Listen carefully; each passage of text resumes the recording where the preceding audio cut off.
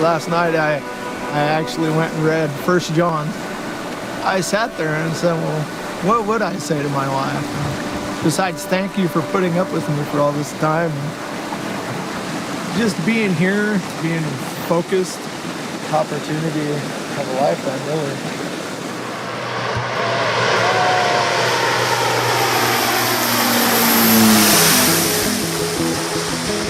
There's an amazing turnout. They appreciate what these veterans have done, and they come out and greet them, the whole town. Welcome. Thank you. When you're wounded in Iraq or Afghanistan, you're medevac to Germany and then on to the hospital in the U.S. So for actually many, if not most of them, this is the first real welcoming ceremony they've had. Samaritan's Purse, our mission is to provide physical and spiritual healing to victims of war, poverty, natural disaster, disease, and famine in order to show Christ's love. These are victims of war. We owe a huge debt to these men and women. And this is just a little thing that we can do to bring these men and women to Alaska, to allow them to enjoy the beauty of this wonderful state, but to invest in their marriages. They invested in our life, we're going to invest in theirs. We want to strengthen their marriage, and we want to strengthen their faith. And the activities help us do that. This is probably the most amazing thing I've ever done.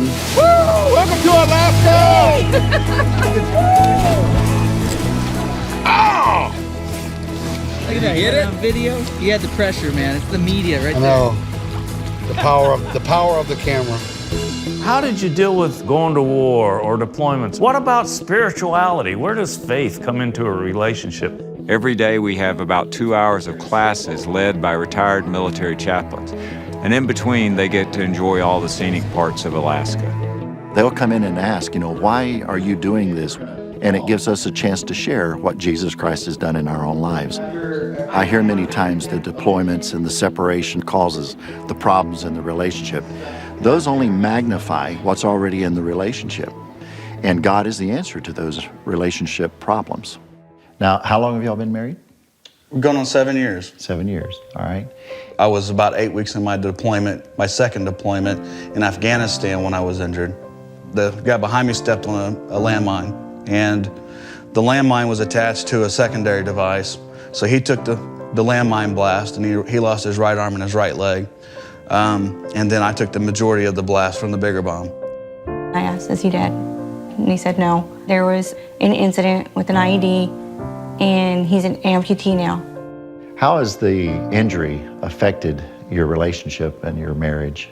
Now that we don't have all these doctor's appointments and all this stuff, now we have that everyday stress, everyday life, and now it's really a lot of tension. That house was like a prison.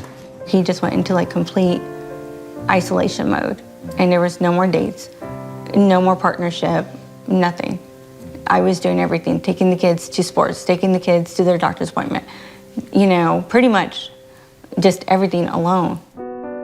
With having 5 kids, I think that, we've just gotten to our daily grind where we just go through the motions of what's to be expected. And that's kind of where we fell into this rut. Every night we've been going back, and we'll just lay there and we'll just talk. Like, okay, we need to work on this. And wow, we did bring stuff into this relationship. Me and my wife were in Fort Hood, Texas. She was in the military too, right? Yep. So you're a dual military couple.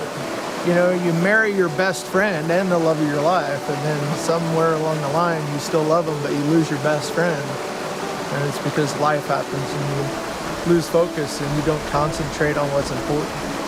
The devotions, it's a way to center yourself around your purpose, your anchor, and God being your anchor. It just grounds you and reminds you of why we're here. Man, you got the cast down now. That's because you got me talking. Today I can. Today I can. Recommit myself to God. Recommit myself to God. To you, Aaron. To you, Aaron. And to our marriage. And to our marriage. I promise. I promise. To always see the best in you. To always see the best in you. And to strive to be. And to strive to be. The best partner. The best partner. I can be. I resolve. I resolve to build my life to build my life I resolve to build my life and our family on a firm foundation of faith in Jesus Christ. of faith in Jesus Christ.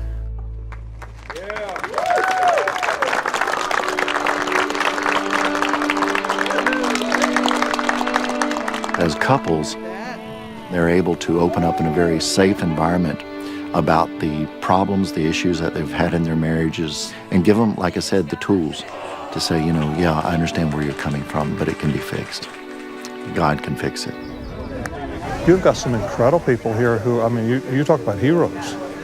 Some of the battles they've been in, things they have done. baptized in his death, resurrected to new life. We owe them a great debt.